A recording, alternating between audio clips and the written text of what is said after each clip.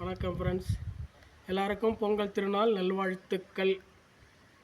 எல்லாம் பொங்கல், ஹாப்பி பொங்கல். ஒரு குட்டி ஸ்டோரிங்க, அப்படியே போங்களா. முயல் ஆமை கதை கேள்விப்பட்டிருப்பீங்க. ஃபாரின்காரன் வந்து முயலை விடுவான், ஆமையை விடுவான். அது முயல் பொறுமையாக போச்சு, ஆமை பொறுமையாக போச்சு. முயல் ஆமை கதை அப்படின்னு புக்கெல்லாம் பார்த்துருப்பீங்க.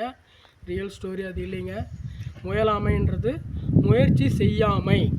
எது இருந்தாலும் முயற்சி செஞ்சால் வெற்றி அடைந்து விடலாம் என்றது தான் அந்த கதையோட தத்துவம். முயல் ஆமை, அதுதான் முயலாமை. முயற்சி, அது முயலாமை, முயற்சி செய்யாமை. அதுதான் முயலாமையாக கதையாக மாற்றிட்டாங்க.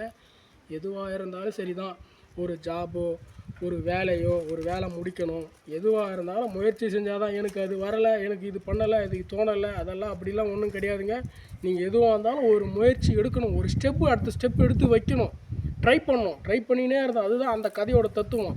இந்த வெளிநாட்டுக்காரன் ஒரு முயலாமை கதைக்கு அது ஒரு டையை கட்டிட்டு விடுவான், ஆமைக்கு ஒரு டையை கட்டி விடுவான். முயல் இப்படி போச்சு, தத்தி போச்சு, ஆமை இப்படி போச்சு சொல்கிறேன். அதெல்லாம் அப்படி கிடையாது. இந்த கதையோட தத்துவம் இதுதான். எல்லாரும் முயற்சி செய்யுங்க. திருவள்ளுவர் கூட சொல்லியிருப்பார் திருக்குறளில். அந்த திருக்குறள் நான் மறந்து போச்சு.